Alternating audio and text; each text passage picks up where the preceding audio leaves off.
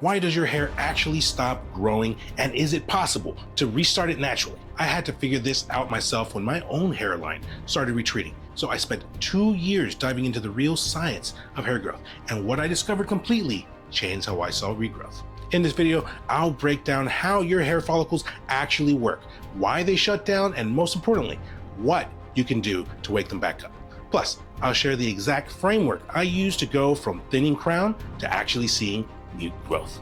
So if you're ready to stop guessing and finally understand the foundation of natural hair growth, let's get into it.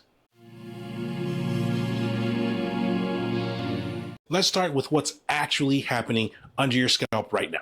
Most guys think that hair just grows like grass, but that's not how it works at all. Your hair follows a very specific cycle, and here's the kicker. Understanding this cycle is the difference between throwing money at random products and actually seeing results. Okay, the first phase is called anagen. Your hair follicle is like a little factory pumping out new hair cells. For scalp hair, this lasts 2 to 7 years, and that's why some guys can grow their hair down to their waist and others, like myself, max out at shoulder length. But here's what nobody tells you. The length of your anagen phase is mostly genetic. So if your dad's hair stopped growing at 6 inches, yours probably will too. That's not hair loss, that's just your natural cycle. Next is catagen,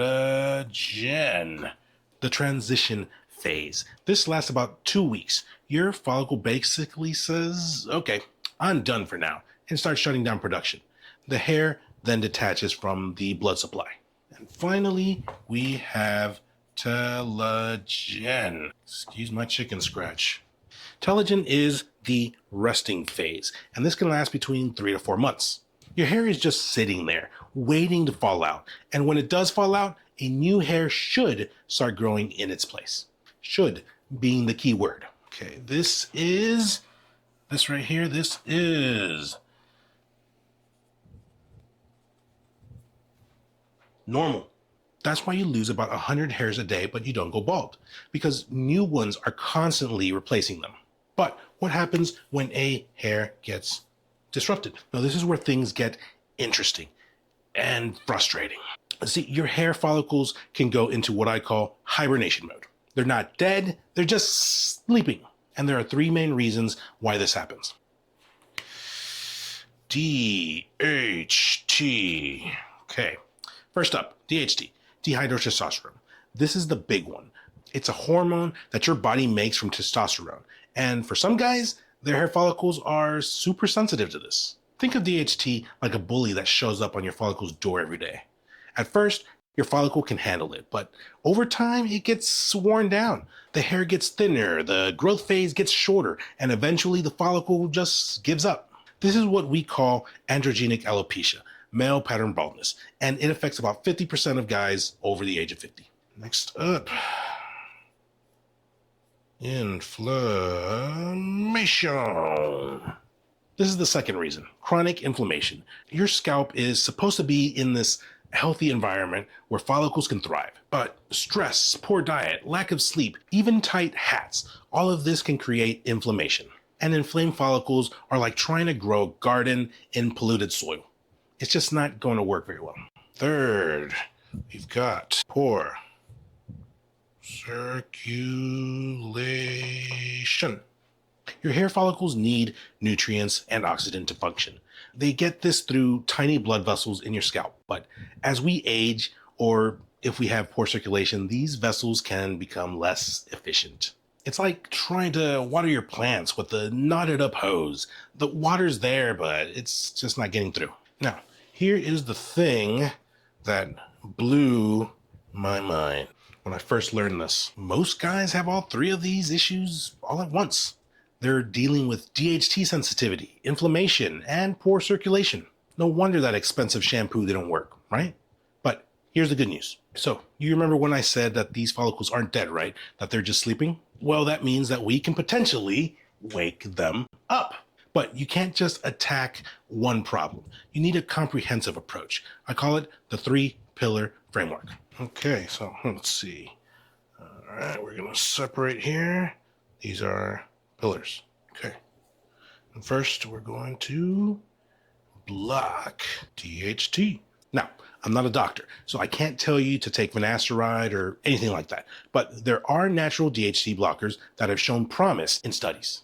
Saw Palmetto, pumpkin seed oil, green tea extract. These are all in our main growth elixir. They help create an environment where DHT has less impact on your follicles. If you're ready to level up your hair growth game, the link is in the description below. Pillar 2, calm the inflammation. This is where lifestyle comes in big time. Getting better sleep, managing stress, eating anti-inflammatory foods. But you can also use topical ingredients like rosemary oil, which has been shown in studies to be as effective as 2% minoxidil for hair growth, or turmeric, which is a powerful anti-inflammatory. Pillar 3, blood flow. This is where scalp massage comes in. 5 minutes a day of gentle massage can increase blood flow to your follicles up to 69%. Nice. You can also use ingredients like peppermint oil or ginkgo biloba that naturally improve circulation. But here's the key. You need all 3 pillars working together. It's not just enough to block DHT if your scalp is inflamed. It's not enough to improve circulation if DHT is still attacking your follicles. This is why most single ingredient solutions fail. They're only addressing one piece of the puzzle. That's the puzzle. My results. This is before and after. So let me tell you what happened when I put all of this together. I started with a crown that was getting pretty thin. You could see my scalp when the light hit it just right. Classic male pattern baldness in my late 20s. During the first 3 months, there we go. Don't judge me. During the first 3 months, I focused on getting the basics right. I started using our main growth elixir consistently. I began doing scalp massages, and I cleaned up my diet. Honestly, not a huge visible changes, but I did notice less hair in the shower drain and a few baby hairs here and there. During months 4 through 6, this is where things got really interesting. I started seeing a lot more baby hairs around my hairline, like these fuzzy little guys that just weren't there before. By month 7, those baby hairs started getting thicker and longer. My barber even commented that my hair started looking fuller. Now, did I get back my teenage hairline? No, that's just not realistic for most guys. But did I see significant improvement? Absolutely. And more importantly, I understood why it was working. Look, I get it. There is a lot of information out there about hair growth, but most of it is either too complicated or too good to be true. But understanding these fundamentals, the hair cycle, why follicles shut down, and how to address all 3 root causes, that's your foundation for success. If you want to dive deeper into the specific ingredients and techniques I use, I'm constantly updating a complete guide at watchstyleandmane.com. You can also check out our main growth elixir, which contains over 40 botanicals specifically chosen to address all 3 pillars that we talked about today. But whether you use our products or not, remember this: natural hair regrowth is possible. It just takes a little patience, consistency, and the right approach. What questions do you have about your hair growth cycle? Drop them down in the comments down below. And I'll see you in the next video where we will dive into the 5 hair loss myths that you still believe. And in an alternate timeline, I have flowing long locks. I'm just kidding. Great Scott!